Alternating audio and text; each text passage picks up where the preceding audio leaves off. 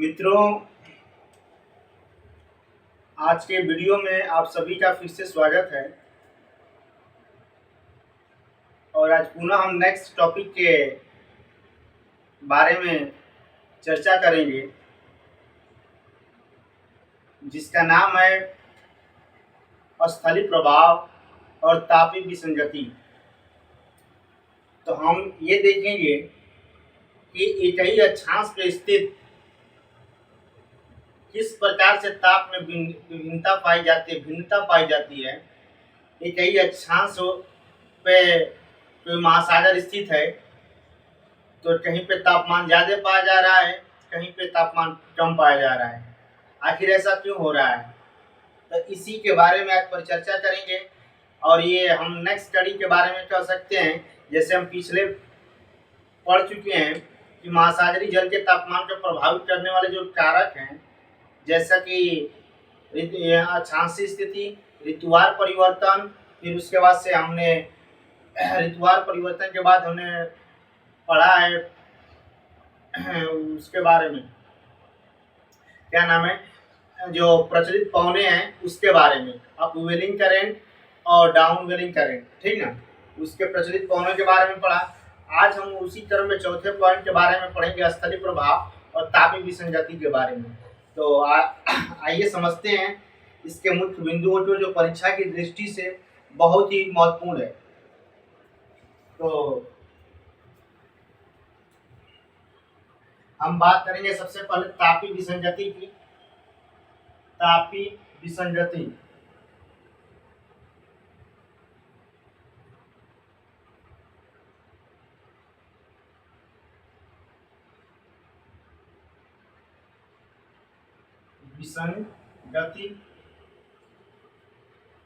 तो इसे कह सकते हैं कि जब किसी अक्षांश पर स्थित जब किसी अक्षांश पर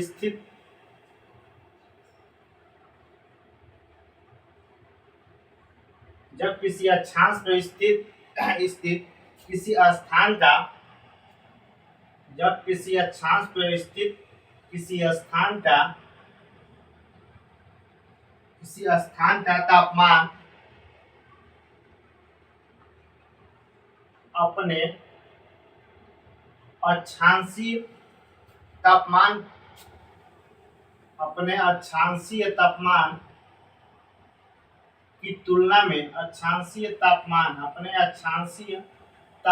की तुलना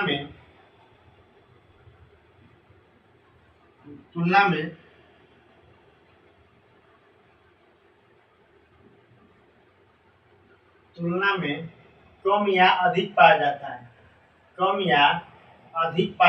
है।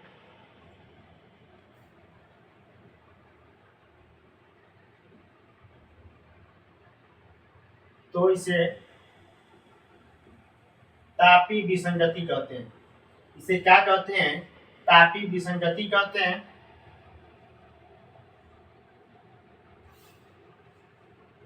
यदि तापमान ज्यादा हो,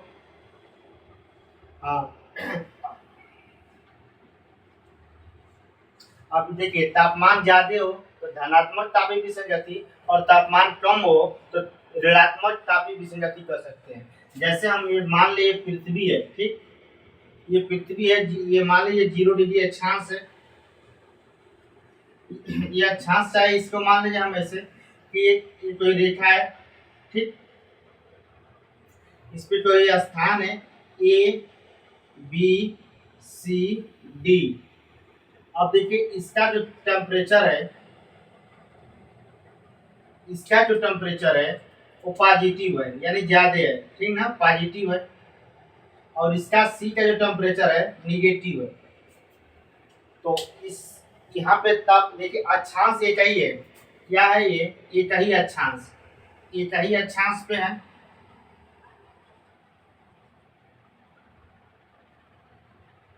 एक ही अक्षांश पर स्थित तापमान स्थान, एक ही अक्षांश पर स्थित स्थान, अलग अलग स्थान का तापमान क्या है? तापमान में विभिन्नता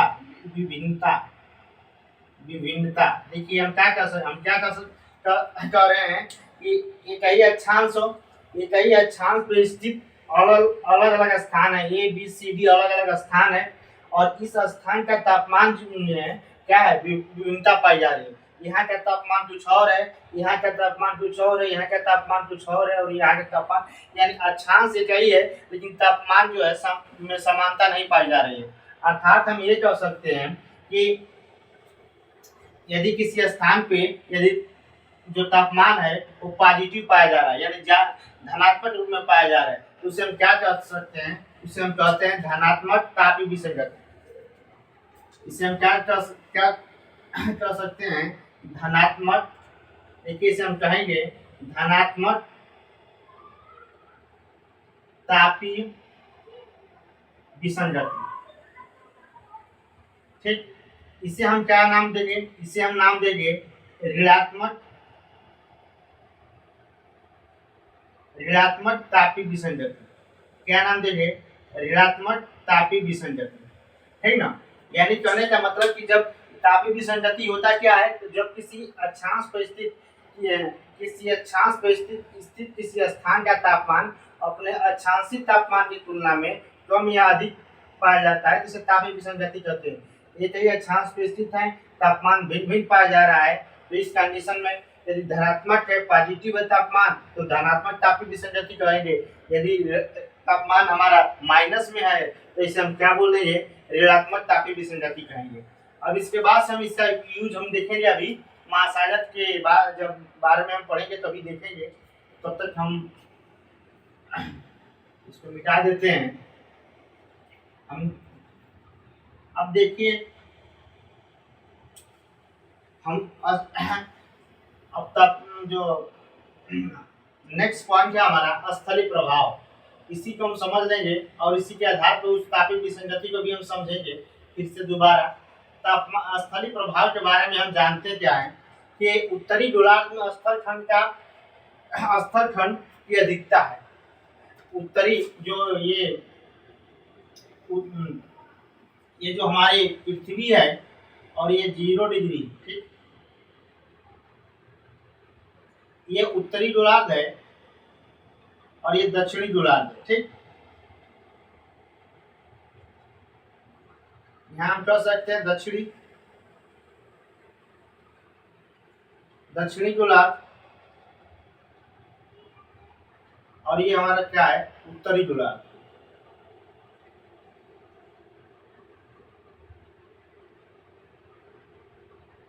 अब देखिए हम समझेंगे कि इस चीज को हम अभी समझ लेंगे।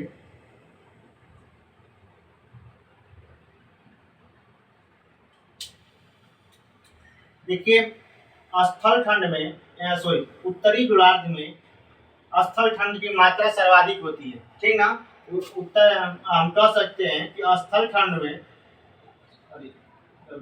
उत्तरी गोलार्ध में स्थल खंड की मात्रा, उत्तरी गोलार्ध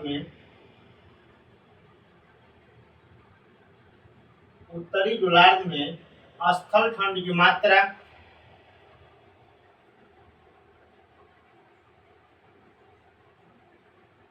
स्थल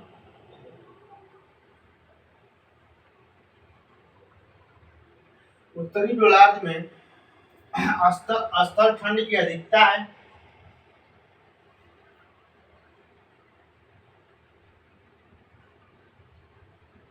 अच्छा, और यहाँ पे औसत तापमान क्या होता है, सर्वाधिक पाया जाता है। यहाँ पे औसत तापमान क्या होता है, महासागर का या धरातल का तापमान सर्वाधिक पाया जाता है, सर्वाधिक तापमान पाया जाता है। दक्षिणी गोलार्ध की बात कर लें हम,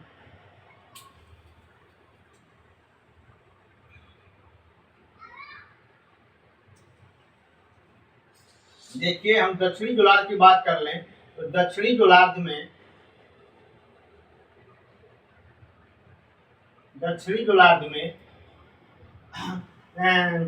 जलखंड या कह सकते हैं जलखंड की अधिकता है। जलखंड की क्या है, अधिकता है।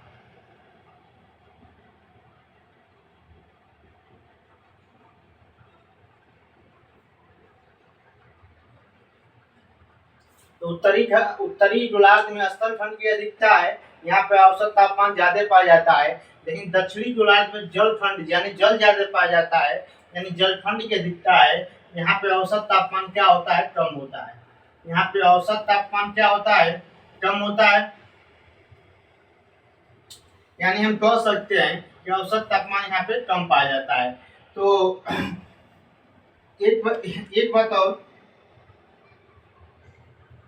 कि यहाँ ये जो 0 है, 10 डिग्री है, 30 है, 45 है, 60 है, 90 है यहाँ पे, ठीक।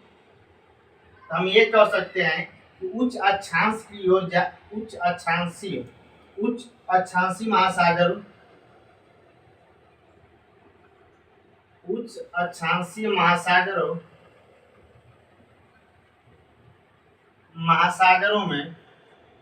अक्षांशीय महासागरों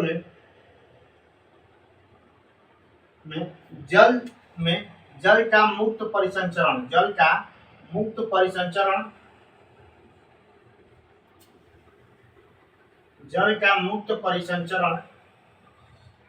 पर फ्री मोमेंट ऑफ वाटर, जिसे हम बोल सकते हैं फ्री मोमेंट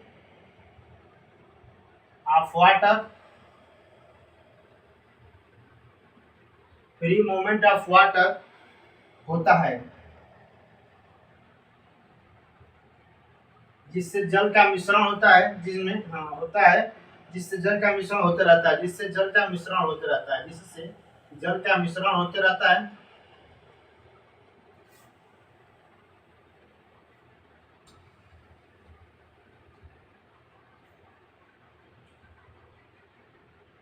अब यहाँ पे हम इस चीज को समझ लेंगे पहले कि देखिए स्थलीय प्रभाव में हमको देखने को मिलेगा कि ये हमारा उत्तरी गोलार्ध है और ये दक्षिणी गोलार्ध है। उत्तरी गोलार्ध में स्थल खंड की क्या है, अधिकता है, और अधिकता के कारण यहाँ पे औसत तापमान ज्यादा पाया जाता है, ठीक। और यहाँ पे जल खंड की अधिकता है तो यहाँ पे जल औसत तापमान कम पाया जाता है। यहाँ पे जैसे जैसे हम उच्च अक्षांशीय क्षेत्र की ओर बढ़ेंगे तो यहाँ पे कोई महाद्वीप नहीं है। यहाँ पे स्थल खंड नहीं होने की वजह से, यानी ऑस्ट्रेलिया के बाद यहाँ पे हमने महाद्वीपों के बारे में पढ़ा है तो हमारे 7 महाद्वीप होते हैं। तो सबसे 7वां महाद्वीप के बारे में जानते हैं कि उसका नाम है अंटार्कटिका महाद्वीप, जो पूरी तरह से बर्फ है जमा है, ठीक। तो हम ये कह सकते हैं कि इधर जो खुला क्षेत्र है यहाँ पे महासागरों का तापमान कम पाया जाता है, इसलिए कम पाया जाता है कि यहाँ खुला क्षेत्र है, यहाँ पे जल महासागरीय जो जल होता है इधर अंटार्कटिका महाद्वीप की तरफ जल मूव करता है और इधर का जल इधर की तरफ मूव करता है, और ये खुला क्षेत्र है। ये क्या है, हमारा खुला क्षेत्र है। हम देखिए कह सकते हैं खुला क्षेत्र।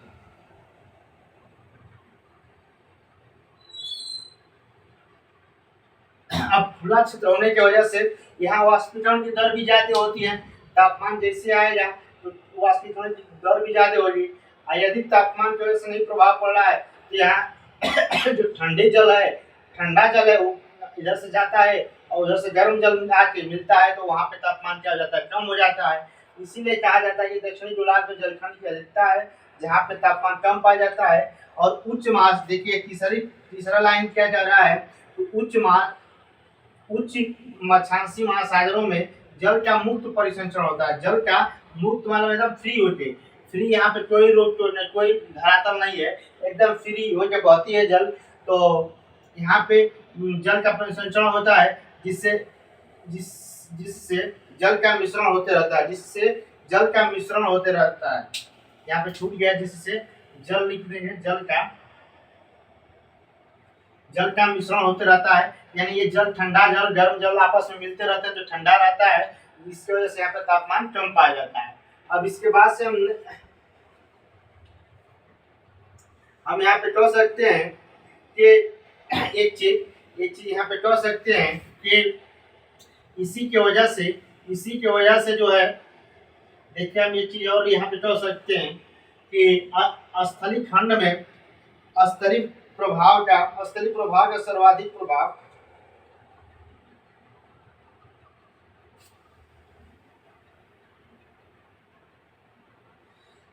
अब देखिए हम कह सकते हैं हम कि स्थलीय प्रभाव का सर्वाधिक प्रभाव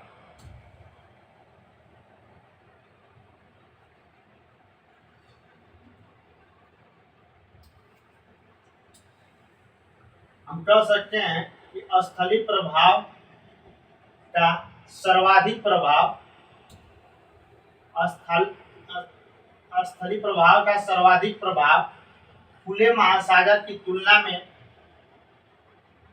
खुले महासागर की तुलना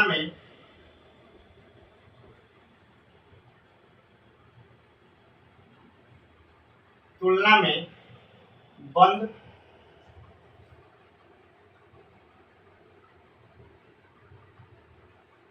बंद महासागर खुले महासागर की तुलना में बंद महासागर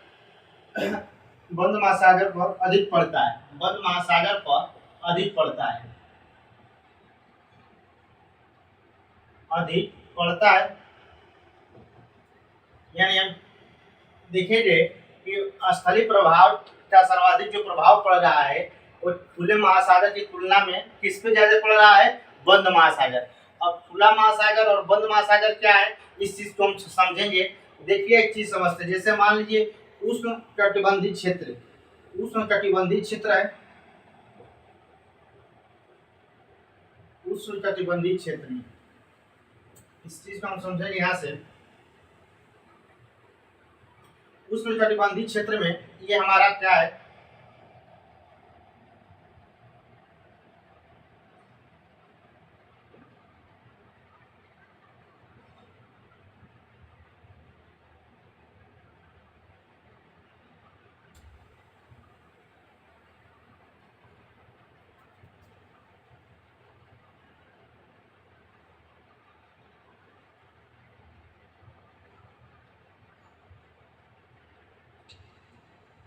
देखिए ये महासागर है हमारा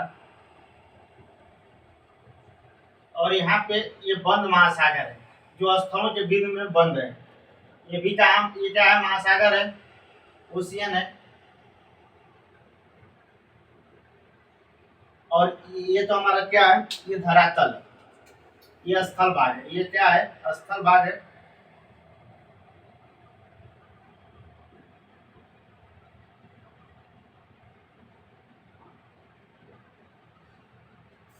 देखिए हम ये क्या कहेंगे, यहाँ पे कंडीशन क्या हो जाए? ये महासागर है तो महासागर यहाँ वाष्पीकरण की दर क्या हो जाएगी हमारी? खुला महासागर है तो वाष्पीकरण की दर ज्यादा होने से यहाँ पे तापमान क्या हो जाएगा? कम हो जाएगा। ठीक, यानी ये किस मौसम में? ये ग्रीष्म ऋतु में। यहाँ पे मौसम क्या हो जाए? यहाँ पे ग्रीष्म ऋतु रहेगी और ग्रीष्म ऋतु में हम देखेंगे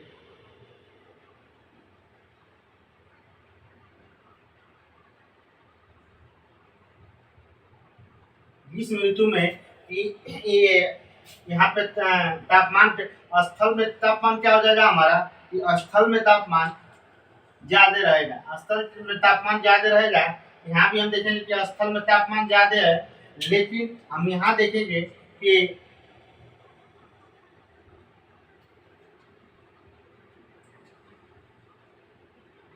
यहाँ हम देखेंगे कि ये जो बंद महासागर है यहाँ का तापमान अधिक है। यानी देखिए ये ग्रीष्म ऋतु का मौसम है, सूर्य की किरण पड़ रही है महासागर पे भी, महासागर के ऊपर भी और हमारे स्थल खंड के ऊपर भी। तो स्थल खंड है तो स्थल खंड में अंदर जो स्थल खंड के अंदर जो महासागर है ये बंद महासागर इसे कहते हैं। इसे हम क्या कहते हैं? बंद महासागर। अब देखिए बंद महासागर, अब ये हमारा स्थल है, स्थल खंड। अब ये बंद महासागर है तो यहाँ जो खुला महासागर है, खुला महासागर इसको हम लिखेंगे खुला महासागर।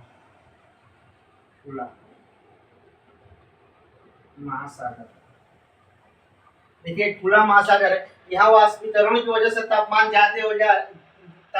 कम हो जा रहा है, लेकिन स्थल खंड का जो तापमान ज्यादा है। अब स्थल खंड का तापमान ज्यादा होने की वजह से, इसके प्रभाव की वजह से बंद महासागर का भी तापमान क्या हो जा रहा है? ज्यादा हो जा रहा है। ठीक, लेकिन यही शीत ऋतु का मौसम है। यहाँ हम क्या समझेंगे, शीत ऋतु में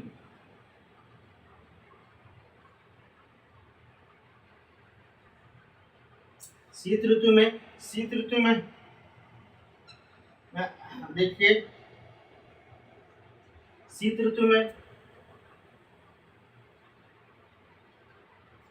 ऋतु में हम देखेंगे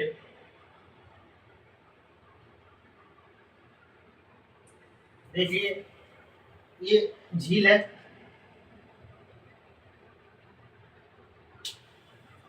और ये धरातल है।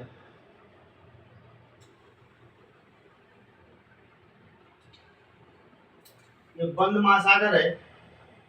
यहाँ पे तापमान क्या हो जाएगा, यहाँ पे शीत ऋतु में तापमान कम हो जाएगा, यहाँ भी तापमान कम हो जाएगा, यहाँ भी तापमान कम हो जाएगा, और यहाँ पे क्या हो जाएगा हमारा, यहाँ पे तापमान ज्यादा रहेगा, सॉरी यहाँ पे तापमान कम पाया जाएगा। ये हमारा धरातल है।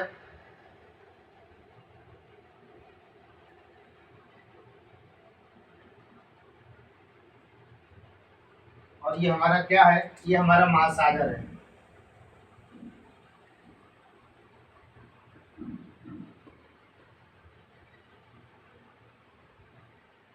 बंग महासागर। अब देखिए ये कंडीशन थोड़ा सा यहाँ समझ लेंगे, यही आप मेन समझना है। समझना क्या है कि यहाँ खुला है, खुला हुआ है, खुला महासागर। यहाँ भी देखिए शीत ऋतु का मौसम है। शीत ऋतु के मौसम में यहाँ तापमान स्थल पे कम पाया जाएगा। स्थल कम में तो यहाँ भी तापमान कम हो जाएगा, यहाँ भी तापमान, यहाँ लेकिन यहाँ पे तापमान क्या हो जाएगा शीत ऋतु का, यहाँ पे तापमान कम पाया जाएगा। ठीक, यहाँ भी तापमान कम हो जाएगा क्योंकि सॉरी यहाँ तापमान ज्यादा हो जाएगा। देखिए यहाँ पे हम गलती कर रहे हैं, यहाँ पे तापमान ज्यादा हो जाएगा क्योंकि वाष्पीकरण की दर क्या हो जाएगी, वाष्पीकरण की दर जो हो जाएगी यहाँ पे ज्यादा थी, यहाँ पे वाष्पीकरण कम हो जाएगा। जैसे ही वाष्पीकरण कम हो जाए तो यहाँ पे तापमान हमारा क्या हो जाएगा, सर्वाधिक हो जाएगा। यहाँ पे तापमान सर्वाधिक हो जाएगा, यानी शीत ऋतु का मौसम है, तापमान कम है तो स्थल खंड का तापमान कम हो जा रहा है, लेकिन खुला जो महासागर है इसका तापमान ज्यादा हो जा रहा है। ठीक, क्योंकि वाष्पीकरण की जो दर होती है वो कम हो जा रही है। ठीक, लेकिन बंद महासागर की देखेंगे यहाँ पे हम, तो बंद महासागर का तापमान भी कम हो जा रहा है। क्यों कम हो जा रहा है, यहाँ पे वाष्पीकरण कम होने की वजह से इसका तापमान अधिक होना चाहिए। यहाँ पे महासागर दोनों स्थल खंड के बीच में है, लेकिन शीत ऋतु का मौसम है, लेकिन वाष्पीकरण की दर कम है। और जब शीत ऋतु के मौसम में वाष्पीकरण की दर कम हो जाती है, तापमान बढ़ जाता है। तो यहाँ पे तापमान बढ़ जाना चाहिए बंद महासागर का, लेकिन यहाँ पे बंद महासागर का तापमान बढ़ नहीं रहा है, बल्कि क्या हो जा रहा है, घट जा रहा है। वो ऐसा क्यों हो रहा है, ऐसा इसलिए हो रहा है जो यहाँ पे जो स्थलीय भाग है, स्थलीय भाग का जो तापमान है, इसी तापमान की वजह से प्रभावित हो जा रहा है। ये महासागर क्या हो जा रहा है, इसी के तापमान से प्रभावित हो जा रहा है, जिसकी वजह से बंद महासागर का तापमान शीत ऋतु में कम हो जा रहा है। तो हम ये कह सकते हैं कि स्थल खंड में स्थित जो बंद महासागर है उनका तापमान स्थल खंड के तापमान के समकक्ष होता है, अर्थात स्थल खंड का तापमान कम रहेगा तो इसका भी तापमान कम होगा। यदि स्थल खंड का तापमान ज्यादा होगा तो इसका बंद महासागर का भी तापमान ज्यादा हो जाएगा। लेकिन यहाँ पर प्रोसेस विपरीत हो रही थी। हमने देखा, दोबारा रिपीट कर देते हैं कि ग्रीष्म ऋतु के मौसम में हमने देखा कि स्थल खंड का तापमान बढ़ जा रहा है, लेकिन खुला जो महासागर है उसका तापमान वाष्पीकरण की क्रिया स्पीड तेज होने की वजह से उसका तापमान कम हो जा रहा है। और लेकिन बंद महासागर का तापमान क्या हो जा रहा है, इसका भी कम होना चाहिए, इसका भी कम होना चाहिए, लेकिन कम नहीं हो रहा है। किसकी वजह से, स्थलीय प्रभाव की वजह से। स्थल में तापमान ज्यादा हो जा रहा है, जिसकी वजह से इसका भी तापमान कम नहीं अधिक हो जा रहा है, कम नहीं हो रहा है। ठीक, लेकिन यहाँ भी वैसे ही विपरीत प्रोसेस है। यहाँ भी शीत ऋतु का मौसम है, जो धरातल है उसका तापमान स्थल भाग का तापमान कम है, लेकिन खुले महासागर का तापमान अधिक हो जा रहा है। क्यों, वाष्पीकरण की दर कम हो जा रही है। लेकिन बंद महासागर की तापमान देखिए यहाँ पे क्या हो जा रहा है, ये इसके प्रभाव से प्रभावित हो जा रहा है अस्तल टन के। अस्तल टन का प्रभाव कम हो जा रहा है तापमान कम होने की वजह से, तो बद्ध महासागर का तापमान भी कम हो जा रहा है, जबकि इसको अधिक होना चाहिए। ये ऐसे ऐसे प्रभाव किसकी वजह से पड़ रहा है? ये स्थल की वजह से प्रभाव पड़ रहा है, जिसको हम बोलते हैं स्थलीय प्रभाव। ठीक, तो हमने इस बात को समझ लिया। अब इसके बाद से इसमें हम देखेंगे कि इसमें कि महासागर में अब देखिए, हम नेक्स्ट इसको मिटा के बताते हैं। महासागरों में जहाँ ठोस हिम पाए जाते हैं, महासागरों में हमने देखा होगा जहाँ बर्फ पाए जाते हैं, ये बर्फ किसकी वजह से होते हैं? तो हम यहाँ पे बात करेंगे। सबसे पहले देखिए, महासागरों की वजह से यहाँ पे हम थोड़ा सा ये बात कर लेंगे कि महासागरों में जहाँ ठोस हिम पाए जाते हैं, महासागरों में, ये महत्वपूर्ण पॉइंट है, महासागरों में जहाँ ठोस हिम पाए जाते हैं,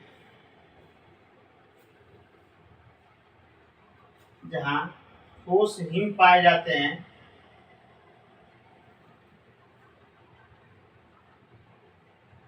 ठोस हिम पाए जाते हैं, वहाँ एल्बिडो अधिक होने के कारण, एल्बिडो अधिक होने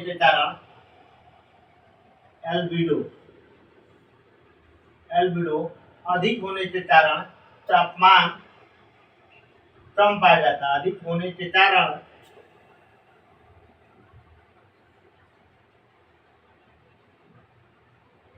तापमान कम पाया जाता है।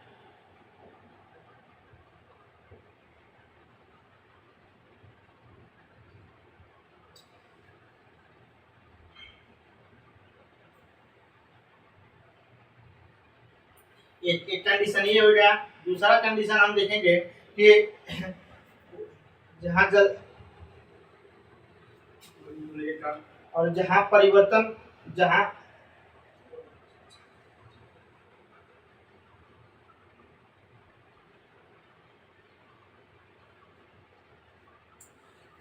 जहाँ गर्म जल धाराओं का प्रभाव, जहाँ गर्म जल धाराओं का प्रभाव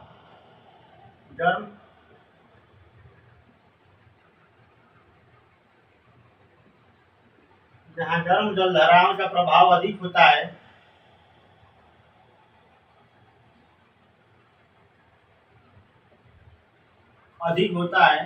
वहाँ तापमान अधिक पाया जाता है।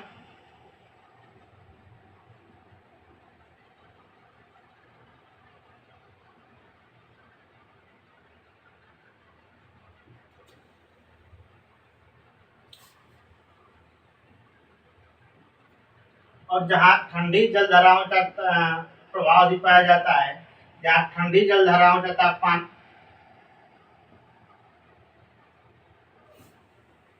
ठंडी जल धाराओं का प्रभाव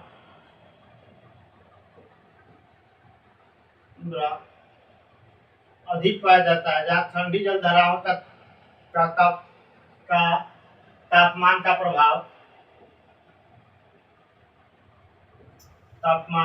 प्रभाव कम पाया जाता है।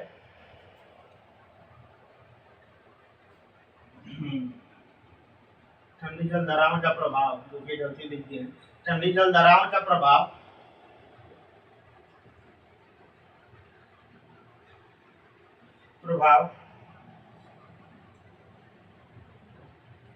जहाँ ठंडी जल धाराओं का प्रभाव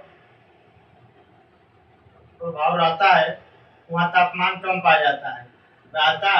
वहाँ तापमान कम पाया जाता है। वहाँ तापमान कम पाया जाता है।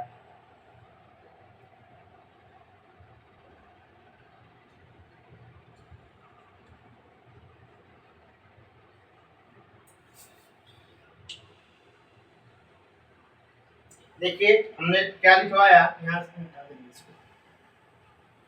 कि महासागरों में जहाँ ठोस हिम पाए जाते हैं, वहाँ एल्बिडो अधिक होने के कारण तापमान कम पाया जाता है। जहाँ पे ठोस पाया जाता है, वहाँ से सूर्य की प्रकाश आती है, वहीं से परावर्तित हो जाती है, यानी उसका परिवर्तन हो जाता है, लौट जाती है।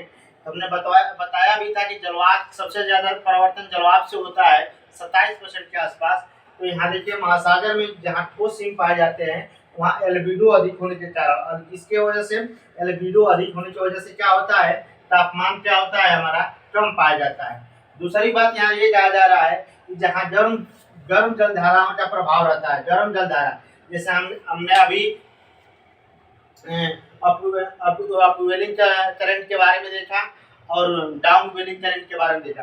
तो जहाँ गर्म जलधाराओं का प्रभाव रहता है वहाँ तापमान क्या होता है, अधिक पाया जाता है, और जहाँ ठंडी जलधाराओं का प्रभाव रहता है वहाँ पे तापमान क्या होता है, कम पाया जाता है। ठंडी जलधाराएं जहाँ होती हैं वहाँ तापमान कम पाया जाता है। तो इस प्रकार हमने तापीय विसंगति के बारे में, स्थलीय प्रभाव के बारे में, महासागरीय जल के तापमान को प्रभावित करने के रूप में देखा। तो किस तरह ये महासागरीय जल के तापमान को किस तरह ये प्रभावित कर रहे हैं, बंद महासागर है तो किस तरह प्रभावित हो रहा है, खुला महासागर है तो किस तरह प्रभावित हो रहा है। तो हम इसके बारे में आज विस्तृत चर्चा किया और मुझे जहाँ तक उम्मीद है कि आपको समझ में भी अच्छी तरह से आया होगा। तो इस टॉपिक को हम यहीं पे समाप्त करते हैं, मिलेंगे नेक्स्ट वीडियो में पुनः। तो आज के लिए इतना ही, धन्यवाद।